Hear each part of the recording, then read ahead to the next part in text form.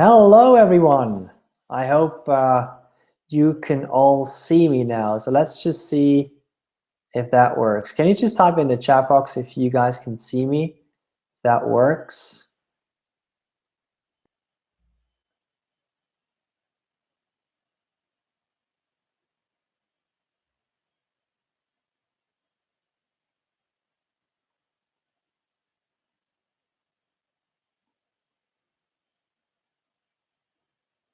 So we seem to have still some technical issues here.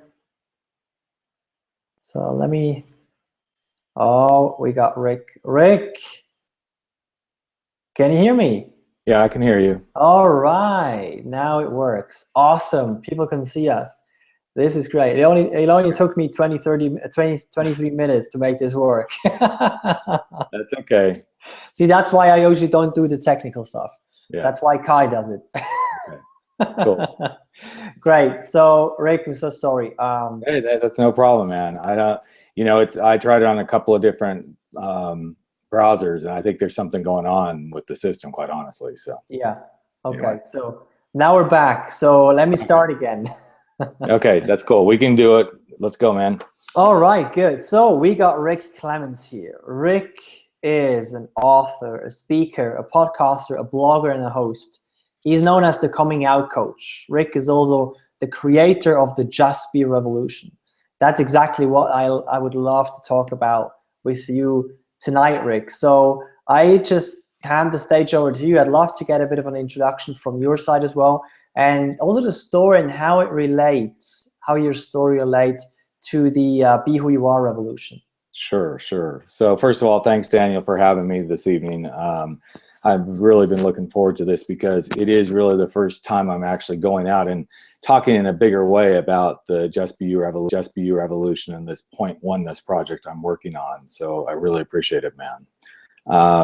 This all became part of my passion and my purpose just over the last year, but it actually started long time ago.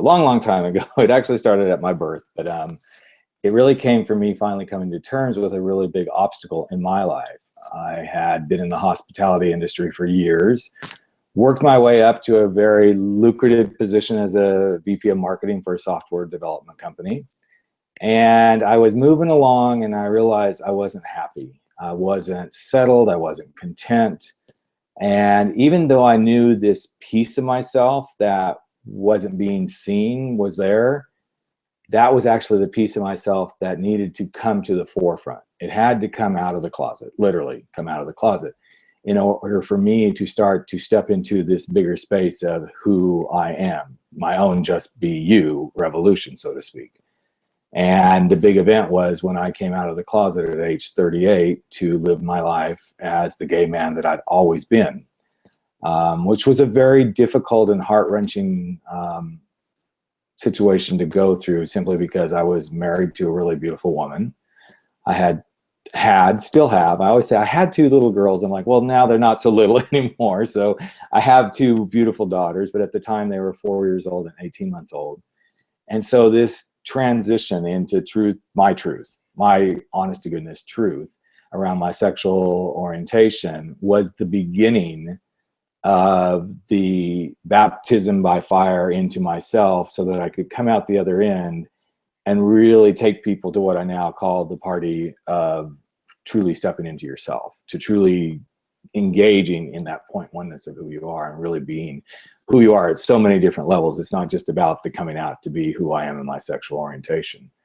And this has led me to this work that somebody had said to me 15 years ago, this is the work you'll be doing. This is the kind of stuff you'll be doing, talking on podcasts and webinars and on stages about really diving into that beautiful place of yourself. I would have said, you're crazy. That's not who I am. But ironically, it is who I am. And that's what's brought me to this point today, and even to being on this beautiful webinar with you. This is amazing. I love your story, and just you're one of the most real guys I know. This is, and it's really an honor of having you here. So, the Just Be Your revolution. Tell me a little bit more about what that is and how that looks like. Sure.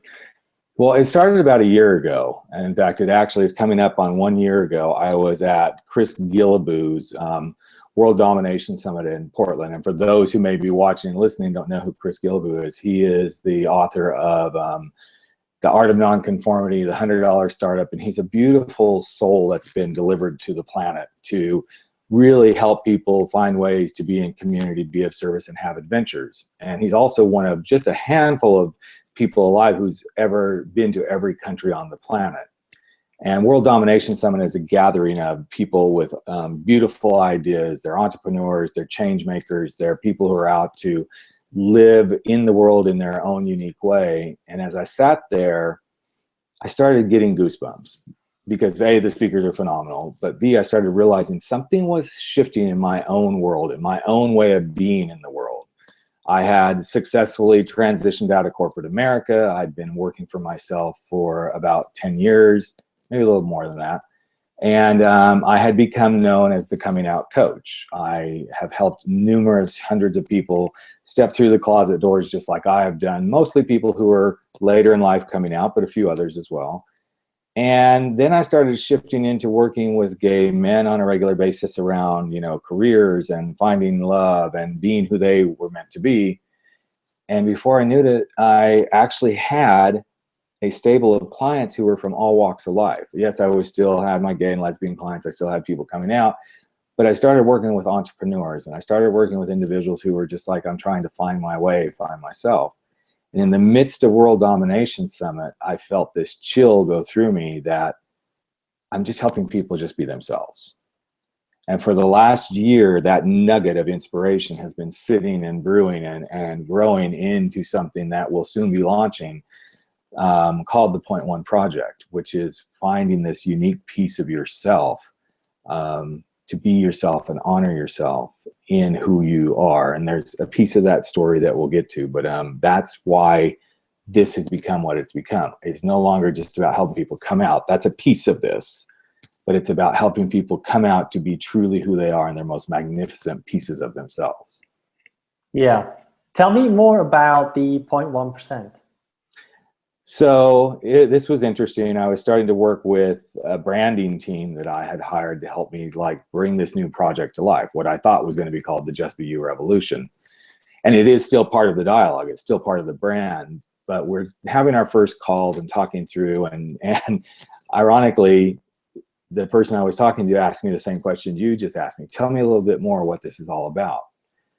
And I truly believe in intuition. I believe in divine intervention, whether you believe in God or a higher power or whatever it may be. And in that moment that she asked that question, I remember being here in my home office where I am right now and looking up at the ceiling and knowing I was looking for the guidance to come up with that answer.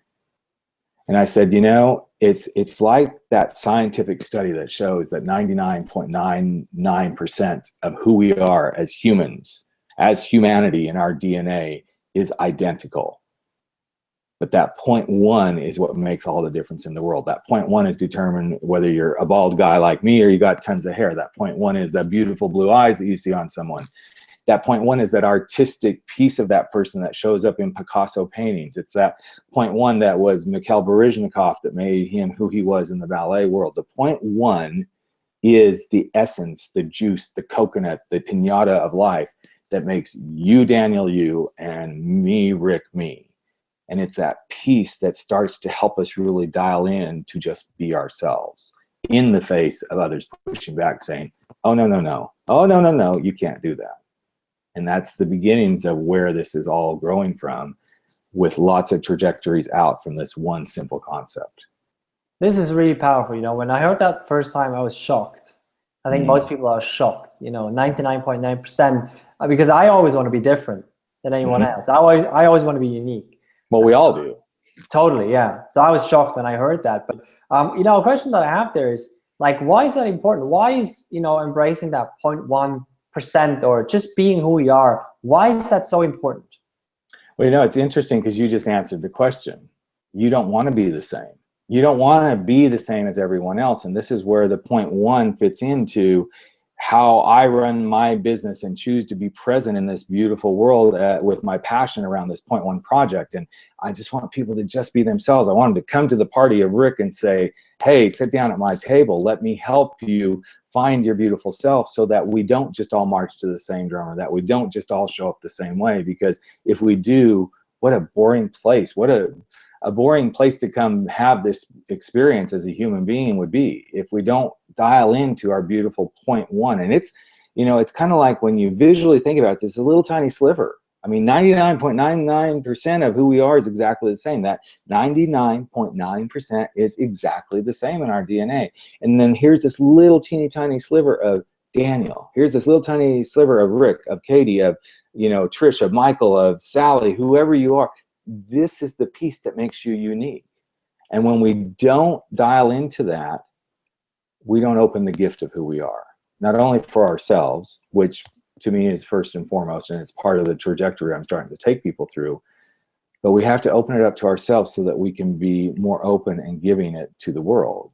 If Einstein hadn't dialed into his Point Oneness, if Picasso hadn't dialed into his, if Oprah hadn't dialed into hers, if each person that we know so well, these celebrities and these beautiful, you know, Nobel Peace Prize winners and authors, if they didn't dial into their Point One, we would have never enjoyed the gifts that they've given to the world. And what I'm inviting people to do is come to this table with me. Come sit at this table where I host you in this space of beautiful Point Oneness, help you dial in and drink the juice of your beautiful Point Oneness for you, so that you can go be fully who you are, and to go out into the world and give that gift back, because there's where the real beauty shows up. Yeah. So you're basically saying that if people embrace their Point Oneness, they embrace their unique genius. Yes, exactly. Okay.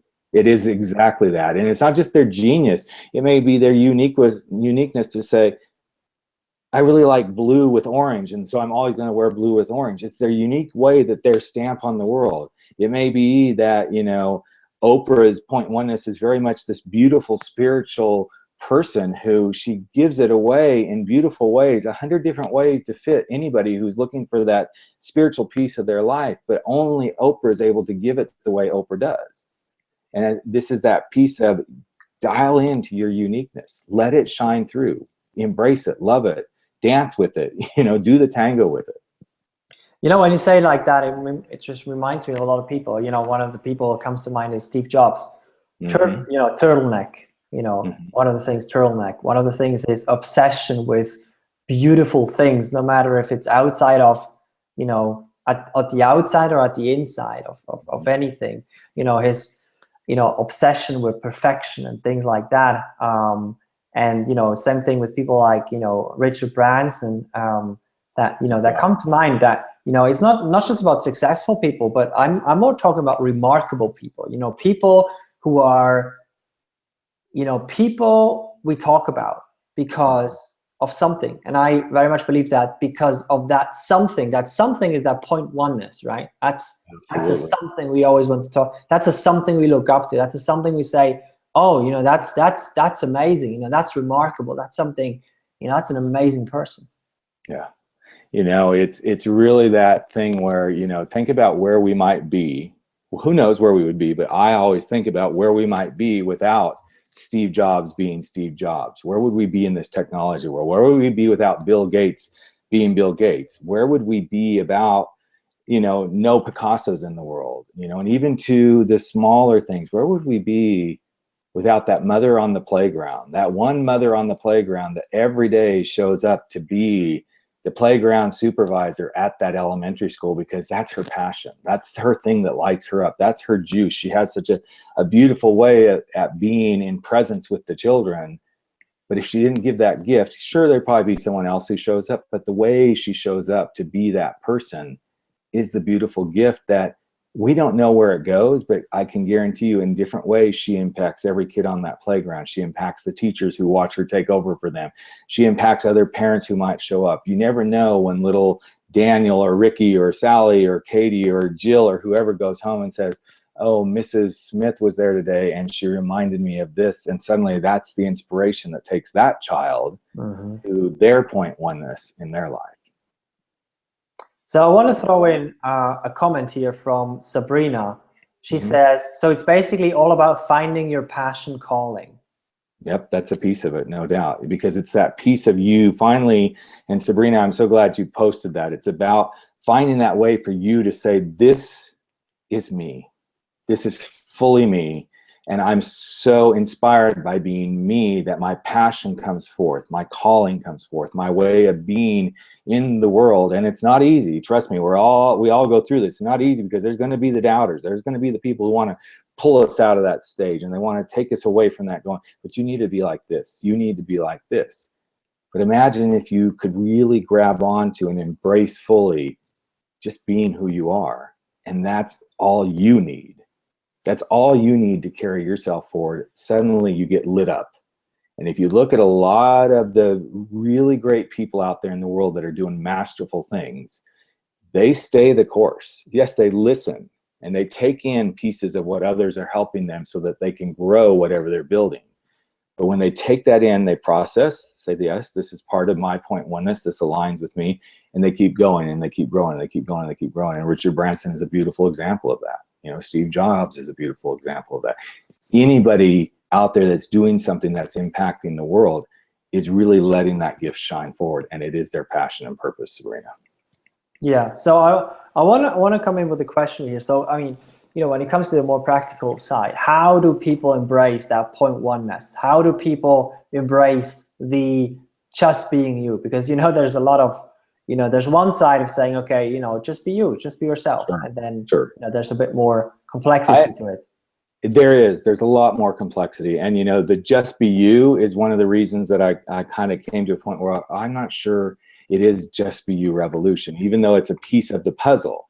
And as I kept sitting with this and as I continue to sit with this, and now we're starting to create coursework and we're starting to create different things, what I'm finding is it's really got 4 components to it.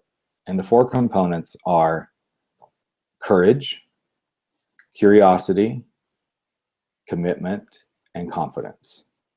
And you can kind of put them, what I love about those is you can kind of put them in any order you want to. And that's part of the point oneness for you, the receiver. In fact, in the coursework I'm developing, I say you're going to work with curiosity. You're going to work with courage. You're going to work with confidence. You're going to work with commitment. But you can take any one of those and say, okay, this is my starting point because this is where that fits for me. For me personally, I see it as courage is number 1. You have to have the courage to say, I'm going to take me. I'm going to dial fully into myself. I'm going to step fully into these pieces that I keep hiding behind masks or putting on shelves in my closets. I'm going to have the courage to step forward.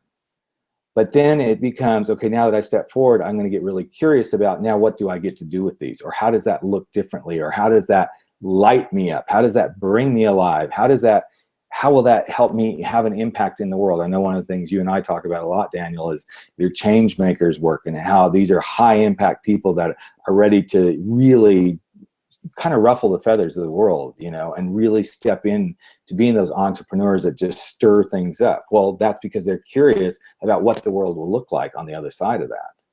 But then the piece that usually follows is once you've got the courage and you're now really curious and you start to get the answers to why you're wanting to do this, it's going to take some confidence, because the next thing that's going to show up is all the people who tell you, oh, no, you can't do that. No, that makes me uncomfortable. You need to be the way I want you to be to make me feel comfortable with you. So confidence becomes a big part of this work, is helping each one of us step into confident places of being who we are. And then, of course, once you have the confidence, you've already explored the courage, the curiosity, the confidence, it's sticking to the commitment of, yes, I believe I have my inalienable right as a human. It's part of who I am to truly stay this course and be who I'm meant to be, do what I'm meant to do, and align with that so that you can stand firmly in your passionate purpose for being delivered to this experience here on Earth. I love that framework, not only because I love frameworks, but also because it's very simple and it's completely individualized. Well, it is, and it can be flipped around. I could start with commitment. So the commitment could be, I really want to be myself. Okay, great. So let's start with that. Let's find out why you really want to be yourself. Now I'm curious, what do you need to do that? So there's the curiosity.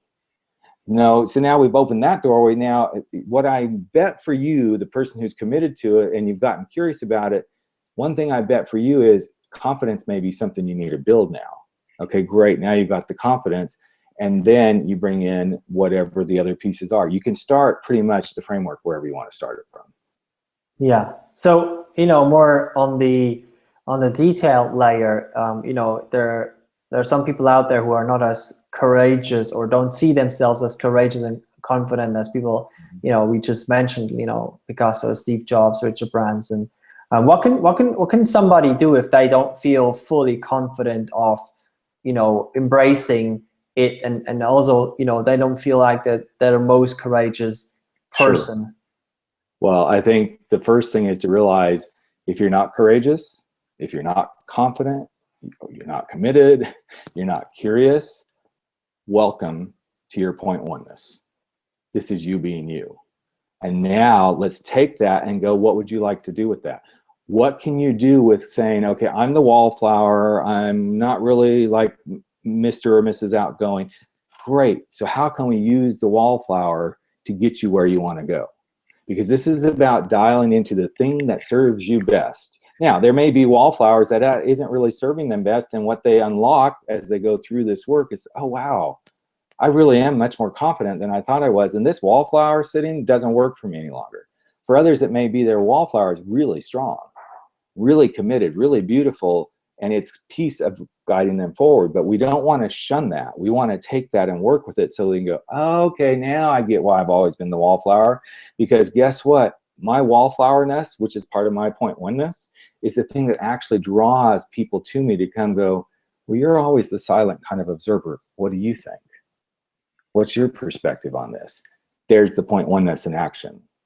As I was talking with my branding team about this, it's kind of like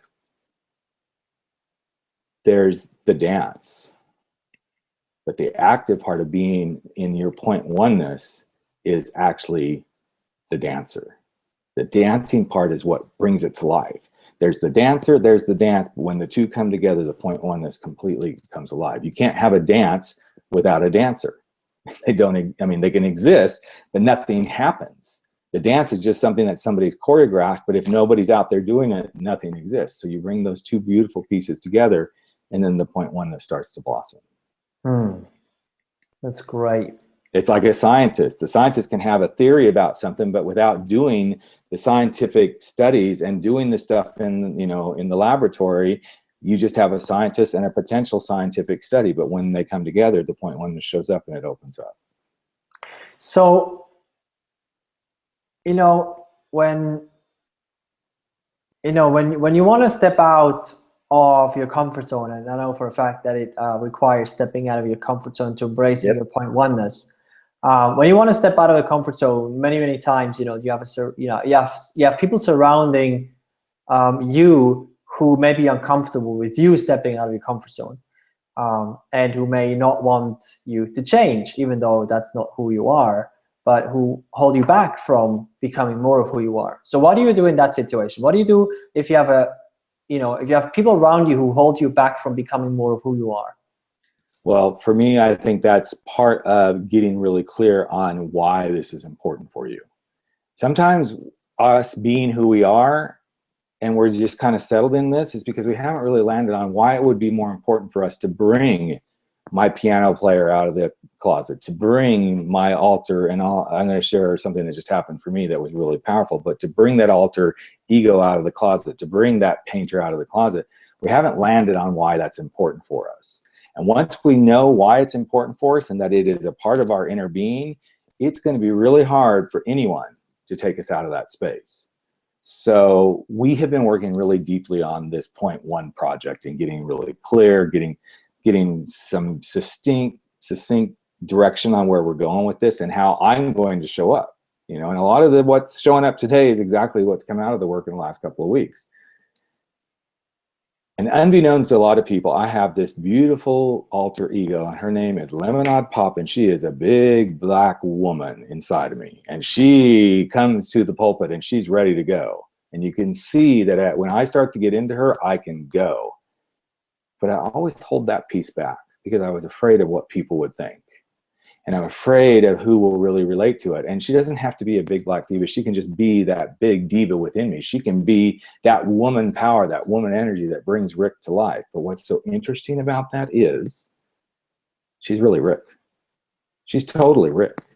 She's just that slice of Rick that I tend to hide because I'm afraid of what someone's going to think. I'm afraid of what someone's going to say if I go off on stage and she awakens and then she comes back. But what I've learned is when she wakes up, the people wake up.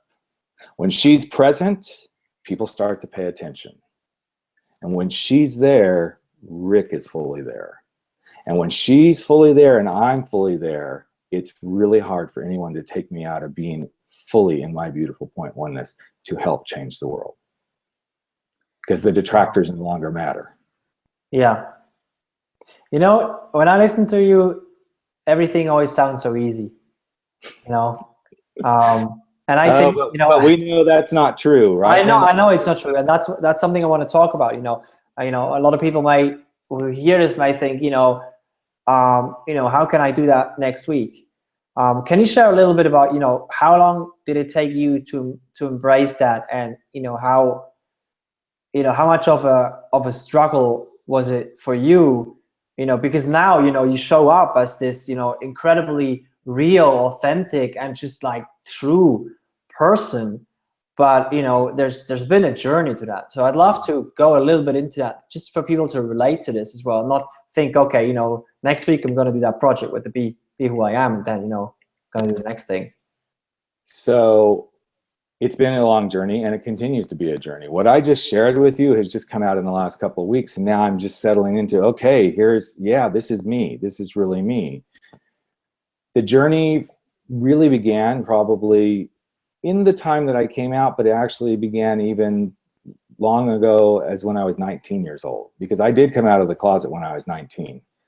And I was lovingly put back into the closet for numerous reasons.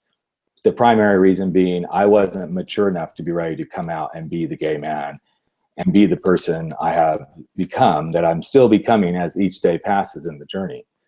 And as I went through that journey, there were little doorways that kept opening and opening and opening, showing me who I was meant to be. But at times we embrace those openings, and other times we'll close them down because of being afraid of what someone else is going to say. And so for me, the journey has been going on since probably mid-teen life, 13, 14, when I started to see there's something different about me. And it wasn't just my sexuality. There was a piece of me that is that guy that's open and on stage and raw and real. The guy who can take us into places, to the taboo talk that we do with one another, to those things that we don't want to talk about. For a lot of people, sexual orientation would be a very uncomfortable thing to sit and listen to. I feel that I have a gift for making it very comfortable and not scary to have those conversations. I even talk about sexual incest in some of my talks, where I take them on a journey through my own world of that. But I do it in a way that says, okay, I'm taking you with me. I'm holding you. I'm carrying you in this, and this is safe. We're going to be really safe as we do this. But that journey has taken years and years and years of me finally stepping back, literally stepping back and saying, Rick, you need to hold yourself.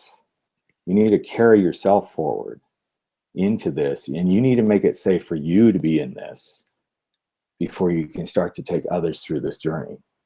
And for each one of us, that's the journey, is feeling safe enough to say, it's no longer safe for me to pretend to be someone I'm not. It's safer for me to be who I truly am. Powerful. So we got a question from Anna Rita. It goes back to the people around you. Courage to express your point can raise conflicts with people around you. How do you deal with that? So I think the first thing is, again, going back to realizing it's your point one, you own it, you live it, you breathe it. You start to trust yourself in that realm so that you can be completely integrated. It is a complete integration until you trust that, wow, I'm Rick, and I'm supposed to be sharing these gifts with the world. I'm supposed to hold a safe space for people. I'm supposed to let my inner diva come out so she makes people feel comfortable and that people feel they can come into this room. Until I own that, then I'm not going to be able to stand in the face of someone else. But when those people come at me and say, but no, you're doing stuff that other people are doing. Yeah, maybe I am, but I'm doing it my way. And for me, the way I'm doing it, it's going to appeal to people who want to do this with Rick. The way Daniel wants to bring change making into the world is Daniel's way. And just because someone else says, oh, well, you're never going to make any money at that, that's their lens on the world. And you can respectfully say, you know, I guess that's part of you being in your own point oneness of how you see the world. And I really respect that. I believe I am going to make money at this. And I'm glad you brought that forward, because sometimes when we get challenged about those things, it is a little bit of, let's take a little bit of stock here. Let's double check. Are we good? Are we good in ourselves around the money issue? Are we good in ourselves about how we want to be with people? Are we good in ourselves how we want to be of service? A lot of times when those naysayers are showing up, it's to give us a reminder to check in with ourselves. But the thing I always say about the naysayers is what they're saying is truly a direct reflection of something in themselves that they have not worked on, come to terms with, held and embraced in who they are. And when I realize that, I just graciously go, wow, I'm really glad you shared that with me. And I will take your words and I'll think about it. And I just really appreciate you. There's something very interesting that happens in the face of anyone who's driving you. They're the, you know, they're the driving the Miss Daisy behind the wheel into conflict. When you say, wow, I really appreciate you sharing that with me, it like really suddenly diffuses. Because what are they going to do? Say, well, no, but you can't even like me that I gave and shared this with you. Well, okay, and I'm really glad you shared that with me too. There's something that's given when you give the person that's trying to tear you down the acknowledgement of, thank you, I appreciate you showing that to me. And you move on and you don't engage. So yeah. I hope that helps. Yeah, you know, I feel the same way.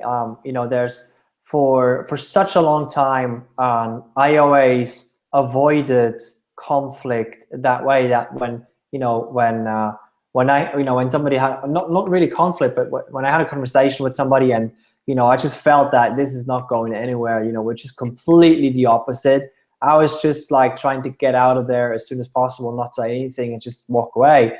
And now, you know, what I always do and try to do more of is have exactly that kind of conversation and just say, okay, thank you for sharing that with me. Or also, you know, I remember somebody I talked to a couple of months ago. I met with that person for coffee, and he was like, you know, you have a lot of connections, you know, in Switzerland, in decision makers and in the investor space, and you know, do you think we can do something together? And you know, for the first moment where we met for coffee that day, I just felt that real disconnect. I wanted to walk out that minute or that moment as soon as we sat on the table. And then at the end, when we talked about that and he asked me that question, I just said, you know, I want to be very honest with you. I don't think so, and this is why. And it was incredibly uncomfortable, but at the same time, it was so liberating, because for me and for the other person. So I really appreciate sharing that, what you just said. Also, for what you just brought up, Daniel, is such a beautiful example, again, of you being fully in your point oneness, that conflict isn't where you like to be. It's not something you dive into, but as you've learned from that experience, the more you can embrace conflict, the more you begin to soar. You know, the more you can allow yourself to go, okay, I'm going to go into this, but I'm going to soar through this. Mm-hmm. And it's another piece of your point oneness that it serves you each layer of the direction that you go. It's every step of the journey you take.